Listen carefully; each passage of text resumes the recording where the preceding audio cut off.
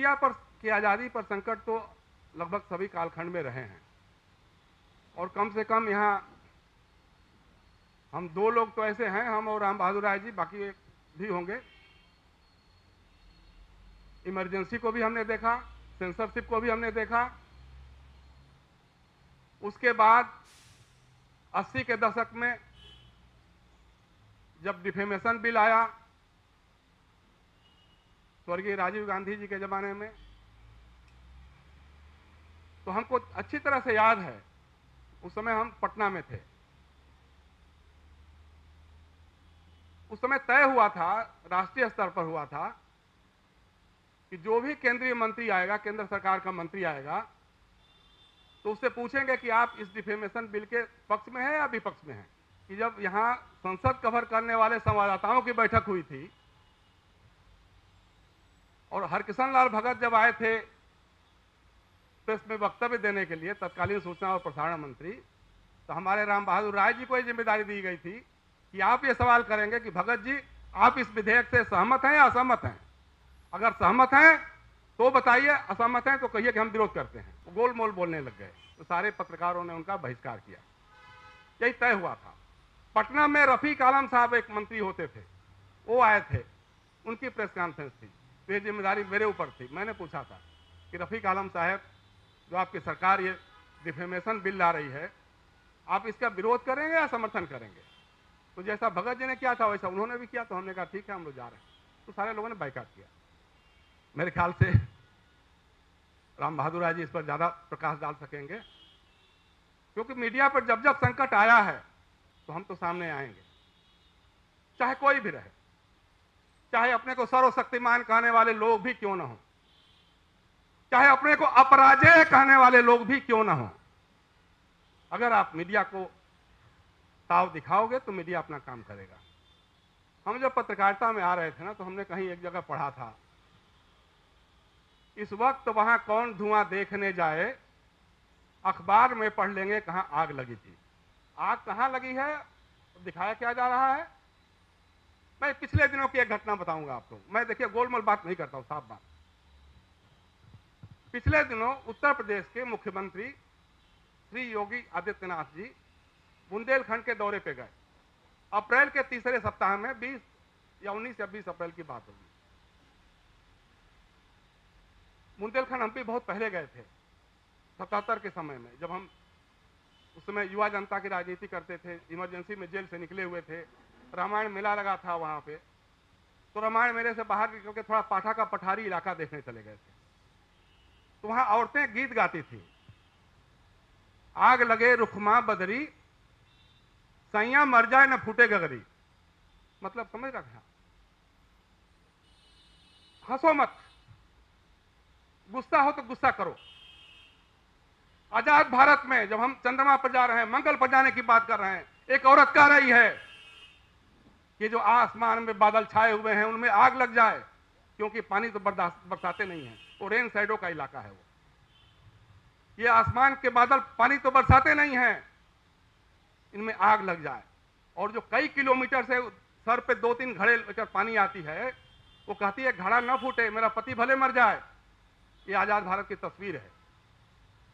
उसी इलाके में, तालियां मत बजाना भाई, उसी इलाके में हमारे माननीय योगी आदित्यनाथ जी गए। वहां एक तालाब है जो वर्षों से सूखा पड़ा था, लेकिन हमारे उत्तर प्रदेश के प्रशासन के वीर बहादुरों ने उसको 2 दिन में लबालब कर दिया, पूरा तालाब भर गया। मुख्यमंत्री जी के साथ पूरा लवाजमा गया प्रेस का, सब मुख्यमंत्री हैं तो सारा टेलीविजन, अखबार, संपादक, सब कुछ गए। लोगों ने बाइट भी लिया। गांव के लोगों ने कहा था अभी 2 दिन पहले तक तो ये सूखा था और अभी इसमें पानी भरा गया है टैंकरों से। देखो खबर तो कहीं किसी अखबार में नहीं आई, कहीं किसी चैनल पे नहीं आई, कहीं आई हो तो आप लोग बता देना। नहीं आई। एक अखबार ने वो खबर छाप दी,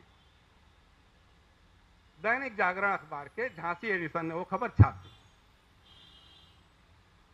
शायद 6ठे पन्ने पर खबर थी वो, प्रशासन की नजरों से दिखा विकास।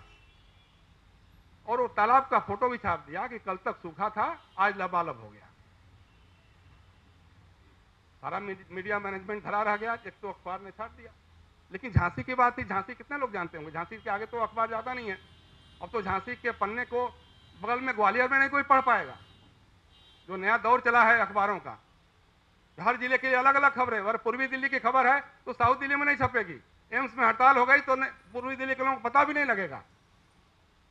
तो साहब झांसी खबर तो झांसी में थी।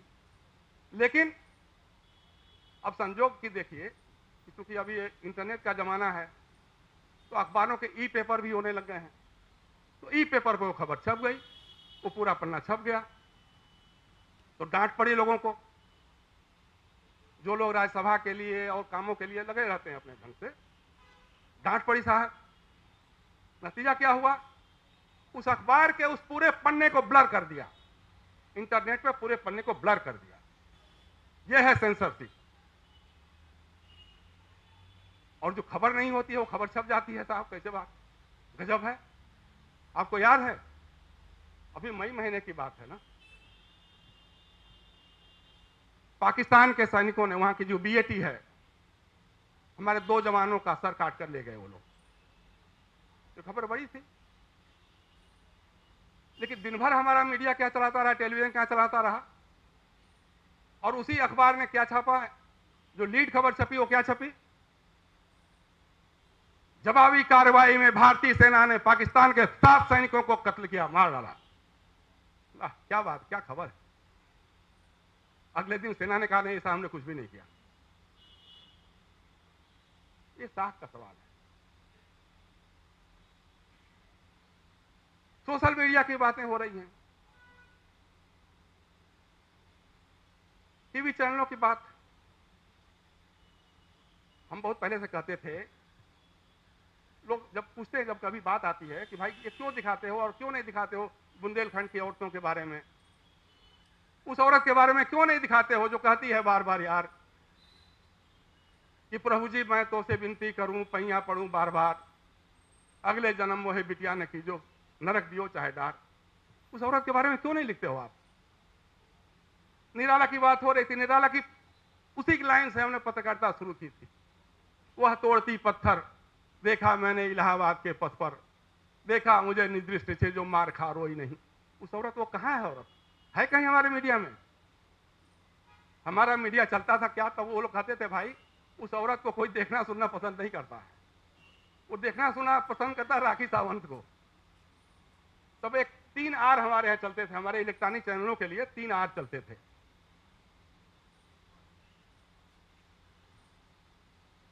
राजू श्रीवास्तव, रामदेव, राखी सावंत।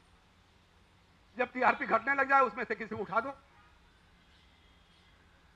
लेकिन अब धीरे धीरे राखी सावंत में भी रुचि कम हो गई लोगों की, और राजू श्रीवास्तव की मिमिक्री भी अब खत्म ही हो गई। अब वो पेट सफा हर रोग दफा, वो घूमते मटकते आता है, ना कुछ बोलता है जाता है। और बाबा भी अब योग से ज्यादा हर टीवी चैनल के हर खबर के पहले पतंजलि का एक विज्ञापन, बाबा जी आएंगे अपना बचाएंगे, वो सरसों का तेल विदेश से ऐसा आता है, विदेशी कंपनियां ऐसा करती हैं, हम घानी का बनाते हैं, हम ऐसा बना, वो कहीं नहीं बनाते हैं, दूसरों से खरीद करके बेचते हैं। लेकिन चलो, लेकिन बाबा हैं, जिंदा रखे हैं टीवी चैनलों को, विज्ञापनों से जिंदा रखे हैं। पहले योग से जिंदा रखते थे, अब विज्ञापनों से जिंदा रख रहे हैं। इन दिनों एक नया आर भी जुड़ गया है, वो है राष्ट्रवाद का आर। जब भी टीआरपी घटने लग जाए राष्ट्रवाद पे चर्चा कर दो, किसी एक मुद्दे को लगा दो, कुछ नहीं तो गाय माता को बैठा दो। राष्ट्रवाद के नाम पे पाकिस्तान से 2-4 लोगों को बुला लो, जिनको कुछ डॉलर में पैसे मिल जाते हैं गाली सुनने के लिए, वो आ जाएंगे। हम धर्म के, हमारा एंकर से लेकर के हमारे सारे वीर बहादुर जो कभी सेना के मोर्चे पे कभी सीमा तक भी नहीं गए होंगे, वो उसको लातम जुतम जो भी होगा शब्दों के हिसाब से वो करते रहेंगे, हमारी टीआरपी बढ़ते रहेगी।